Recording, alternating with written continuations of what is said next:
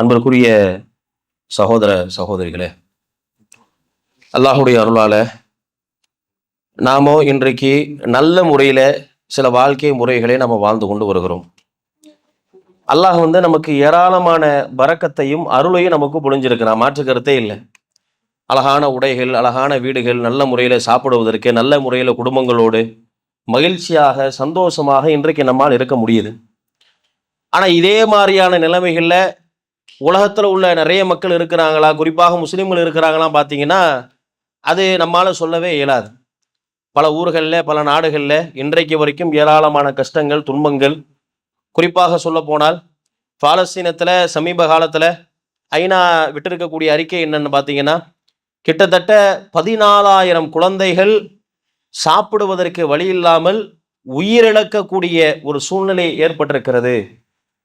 பாலஸ்தீனத்தில் இருக்கக்கூடிய காசா பகுதியில் அந்த போர் சூழல் மிகுந்திருக்கக்கூடிய காரணத்தினால வெளியிலிருந்து எந்த ஒரு பொருளும் உள்ள கொண்டு வர முடியல. அந்த இஸ்ரேலிய அரசாங்கம் முழுக்க முழுக்க கட்டுப்பாடுகளை போட்டு வச்சிருக்கிறாங்க. அதனால அவங்களுக்கு சாப்பிடுவதற்கான எந்த ஒரு பொருளையும், எந்த ஒரு முகாந்திரமும் இல்லாம கிட்டத்தட்ட 14,000 குழந்தைகள் சாப்பிடுவதற்கு ஏதும் இல்லாமல் ஒரு மரண தருவாயில அந்த குழந்தைகள் எல்லாம் இருக்கிறாங்கன்னு சொல்லக்கூடியது யாருன்னா ஐநா இன்றைக்கு அறிக்கைகள்லாம் விட்டுருக்கிறாங்க. கொஞ்சம் யோசித்து பாருங்க. இந்த சூழல்ல நாம் அதிகமாக நாம் அவங்களுக்காக துவா செய்ய நாம கடமைப்பட்டிருக்கிறோம். ஏன்னா அல்லாஹ் நமக்கு நல்ல ஒரு வாழ்க்கையை கொடுத்துருக்கிறான், ஒரு நல்ல நிலைகளை அல்லாஹ் நமக்கு கொடுத்துருக்கிறான். நாம ஒவ்வொரு நாளைக்கும் விதவிதமாக ரகரகமாக இன்றைக்கு நாம் முன்னுகிறோம்.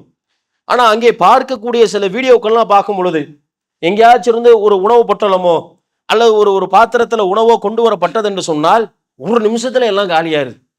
அத்தோடு மட்டும் இல்லாமல் அந்த சின்னஞ்சிறிய குழந்தைகள் என்ன செய்யறாங்கன்னா, ஆங்காங்கே அந்த பாத்திரத்துல ஒட்டி கிடக்கும்ல, அந்த ஒட்டி இருக்கிறத அது அப்படியே அந்த உணவுகள் எல்லாம் வலித்து சாப்பிடக்கூடிய நிலைமை. அது போன்ற காட்சிகளை எல்லாம் பார்க்கும் பொழுது நம்முடைய கண்கள் எல்லாம் கலங்குகிற அடிப்படையில இன்றைக்கு ஏராளமான மக்கள் சாப்பிடுவதற்கு வழியில, ஒரு பக்கம் போரு, ஒரு பக்கம் சண்டை, ஆங்காங்கே குண்டை போடுகிறார்கள். எந்த நேரத்துல உயிர் போய்விடுமோன்னு ஒரு பயம், ஒரு அச்சம்.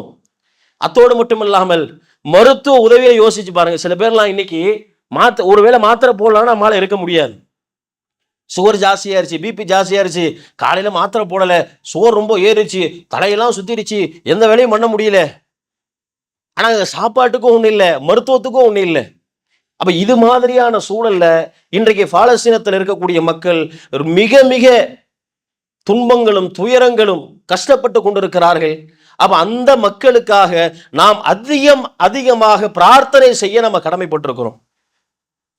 பிரார்த்தனை செய்வதன் வழியாக நமக்கு ஒரு நன்மை இருக்குது. இருந்தாலும் அந்த கண்களுக்கு முன்னால் நம்ம பார்த்து கொண்டிருக்கிறோம், மக்கள் கஷ்டப்பட்டு இருக்கிறாங்க, சாப்பாட்டுக்கு வழி இல்லாம இருக்கிறாங்க, மருத்துவ உதவி இல்லாம இருக்கிறாங்க, இருக்க வீடு இல்லாம இருக்கிறாங்க, குடிக்க தண்ணீர் இல்லாம இருக்கிறார்கள். அப்ப இது போன்ற நிலைமை இல்லாம அல்லாஹ் நம்மை நல்ல முறையில் வைத்திருக்கிறான். நம்மாலான உதவி அல்லாஹ்விடத்துல கையேந்துவதை தவிர வேறு எதுவும் நம்மால செய்ய இயலாது. படைத்த ரப்புல் ஆலமீனிடத்துல முறையிடுங்கள்.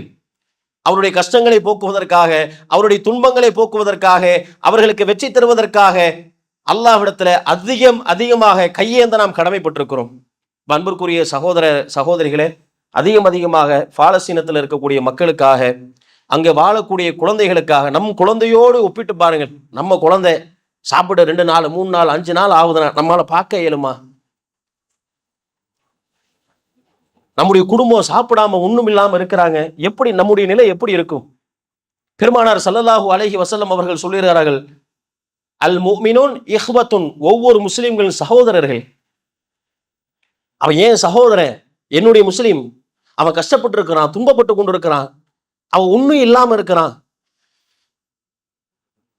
அவனுடைய வாழ்க்கை எதை நோக்கி சென்று கொண்டிருக்கிறது என்பதே தெரியல, அடுத்த வேளை உணவு இருக்குதாங்கிற நிச்சயம் இல்லை, அடுத்த வேளை அவன் உயிரோடு இருப்பானா என்பது நிச்சயம் இல்லை. இப்படிப்பட்ட துன்பங்கள் கொண்டு இருக்கிறார்கள். ஆனா இன்றைக்கு நாம் அதை மறந்து அல்லாஹ்விடத்துல கையேந்தும் போது கூட நமக்காகத்தான் துவா கேட்டிருக்கிறோம். அப்ப அதிகமாக பாலஸ்தீனத்துல வாழக்கூடிய மக்களுக்காக ஒவ்வொரு நேர தொழுகையிலையும், தொழுகை முடித்ததற்கு பிறகும், எப்பொழுதெல்லாம் அல்லாஹ்விடத்துல நாம் கையேந்துகிறோமோ அந்த மக்களுக்காக அதிகமாக துவா செய்ய வேண்டி கடமைப்பட்டுள்ளோம். நாம அப்ப இது போல அந்த மக்களுக்காக அதிகமாக துவா செய்யுமாறு கேட்டுக்கொள்கிறோம். வாஹிரு தஅவானா அல்ஹம்துலில்லாஹி ரப்பில் ஆலமீன்.